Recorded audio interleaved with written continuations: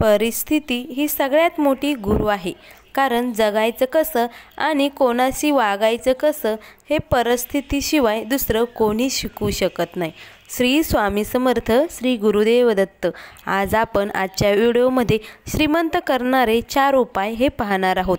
सगळ्याचं सोंग आणता येतं, परंतु पैशाचं सोंग हे आणता येत नाही, हे त्रिवार सत्य आहे।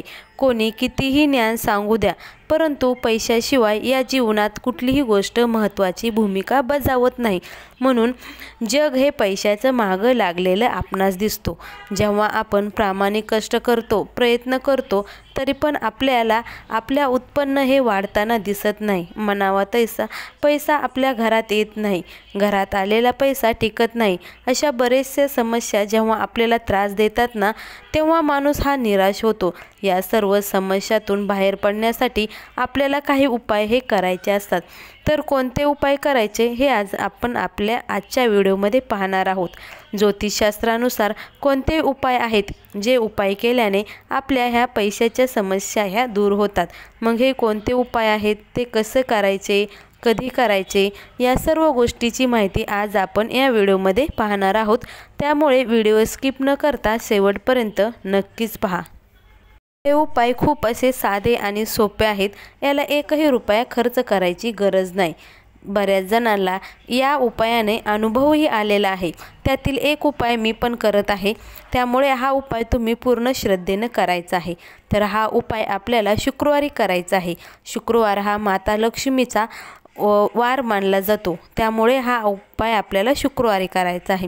त्यामुळे काय होतं, तर पैशासंबंधी ज्या काही आपल्या समस्या असतात, ते शुक्रवारी उपाय केल्याने त्या लवकर आपल्या दूर होतात। हा उपाय करताना कोणत्या गोष्टीची काळजी घ्यायची हे लक्षात घ्या। पहिली गोष्ट म्हणजे हा उपाय करताना तुम्हाला प्रयत्न सोडायचा नाही। दुसरी म्हणजे कष्ट आणि प्रामाणिक प्रयत्न हे सर्व करत राहायचे आहे, कारण माता लक्ष्मीला कष्ट करणाऱ्या व्यक्ती खूप अशा प्रिय असतात। म्हणजे माता लक्ष्मी ही फक्त कष्ट करणाऱ्या व्यक्तीवरच प्रसन्न होते, हे लक्षात ठेवा। तिसरा उपाय म्हणजे काय, तर तुम्ही मनात तुमच्या किंतु परंतु न आणता नकारात्मक विचार तुमच्या मनात जर येत असतील ना, तर तुम्ही हा उपाय करायचा नाही। कारण कुठलीही गोष्ट तुम्ही जर श्रद्धेनं आणि भक्तीने जर केली तरच ती साध्य ठरते, नाहीतर आपल्याला कुठलेही अनुभव येत नाही। म्हणून पूर्ण श्रद्धा आणि भक्तीने हे उपाय करायचे, हे तुम्ही लक्षात घ्या। जी काही आता मी जे तुम्हाला 3 गोष्टी सांगितल्या, त्या 3 गोष्टी जर तुम्हाला मान्य असतील तरच तुम्ही हे उपाय करा, वरनं तुम्ही हे उपाय नाही केले तरीही चालेल।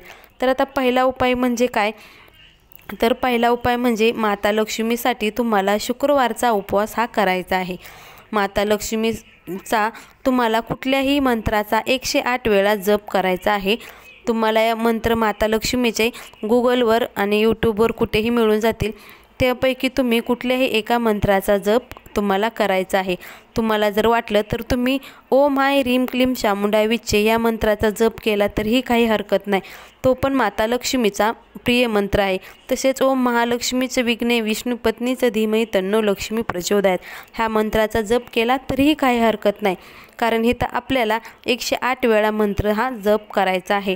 तुमची आर्थिक आणि हा मंत्र तुम्हाला म्हणजे हा उपाय तुम्हाला तुमची आर्थिक परिस्थिती जोपर्यंत सुधरत नाही ना, तोपर्यंत हा उपाय तुम्हाला करायचा आहे, हे तुम्ही लक्षात घ्या।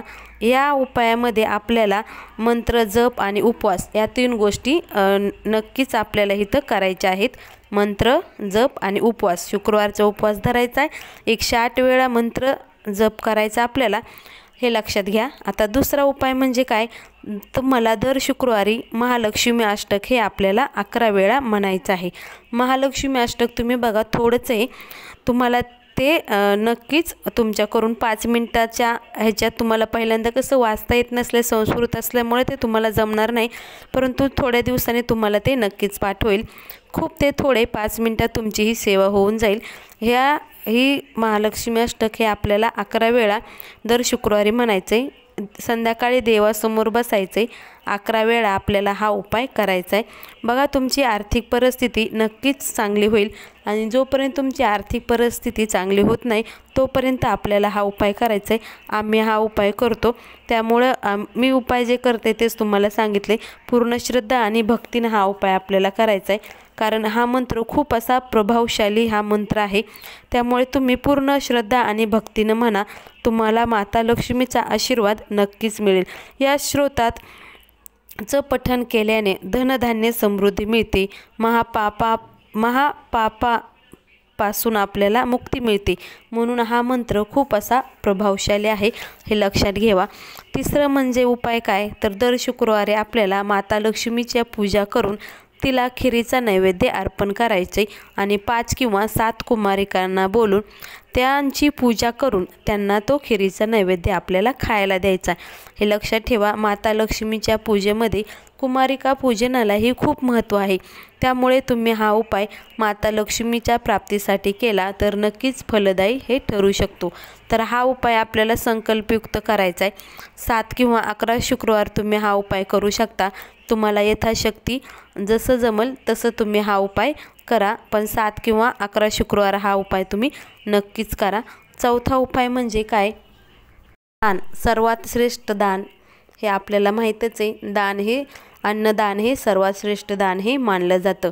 तर दानामध्ये आपल्याला पांढऱ्या वस्तूचं इथं दान करायचं आहे. साखर, तांदूळ, दूध अशा प्रकारे जे काही पांढऱ्या वस्तू दिसतात त्या वस्तूचं तुम्हाला इथं दान करायचं आहे. त्यामुळे काय होईल, माता लक्ष्मीचा कृपा आशीर्वाद तुम्हाला मिळेल, हे लक्षात घ्या. तर आता हे आपण 4 उपाय बघितले ना, तर ते 4 उपाय तुम्हाला 4ही करायचे नाही, हे लक्षात घ्या. तुम्ही अगोदर तुम्हाला त्यापैकी एकच उपाय करायचा आहे.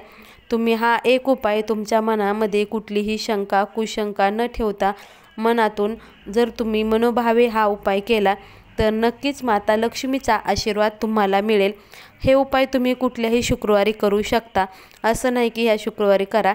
तुम्हाला फक्त त्या दिवशी विटाळ, सुतक किंवा काही मासिक प्रॉब्लेम नसेल तर त्या शुक्रवारी तुम्ही हा उपाय करू शकता.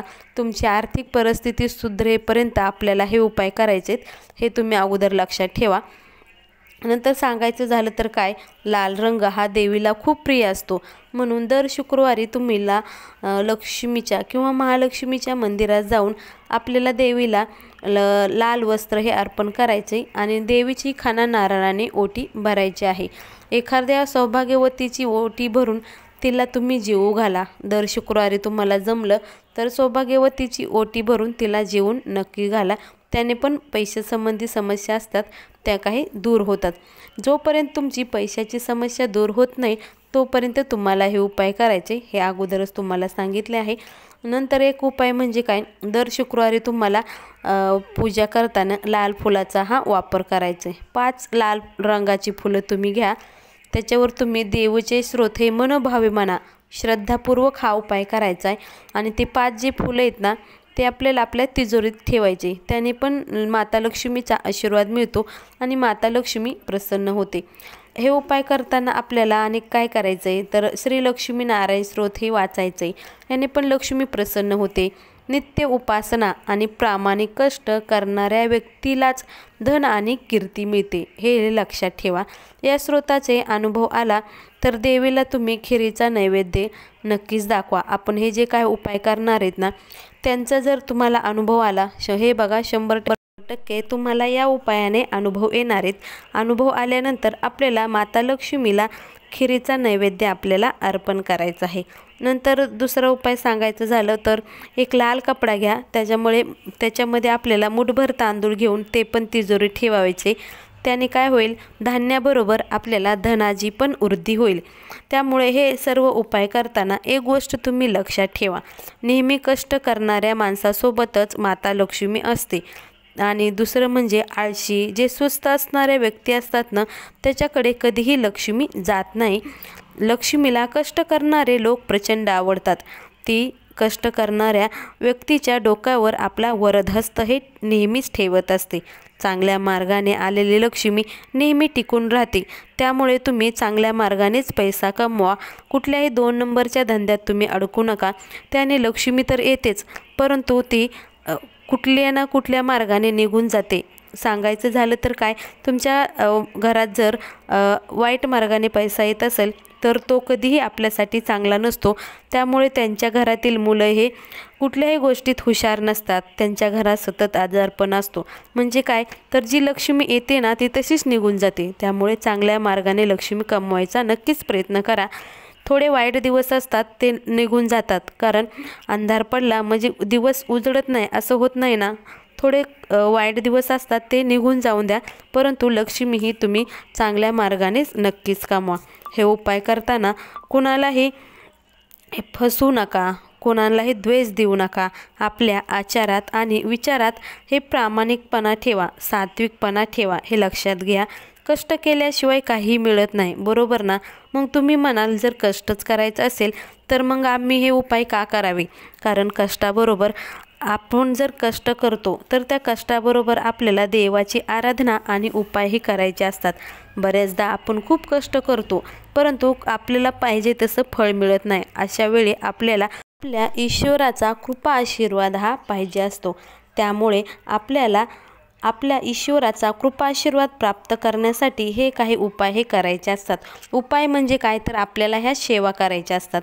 त्यामुळे आपल्याला आपल्या कुलदेवतेचा आणि आपल्या देवतेचा कृपा आशीर्वाद नक्कीच मिळतो. त्यामुळे हे उपाय तुम्ही पूर्ण श्रद्धा आणि भक्तीनं करा, याचं फळ तुम्हाला नक्कीच मिळेल. श्री स्वामी समर्थ. श्री गुरुदेव दत्त.